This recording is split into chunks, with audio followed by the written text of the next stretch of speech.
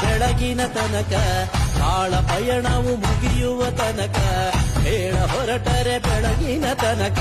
ಕಾಳ ಪಯಣವು ಮುಗಿಯುವ ತನಕ ಕಥೆಯೋ ದಿನವ್ಯಥೆಯೋ ಕಾರ್ಮಿಕದ ಸಂಗತಿಯೋ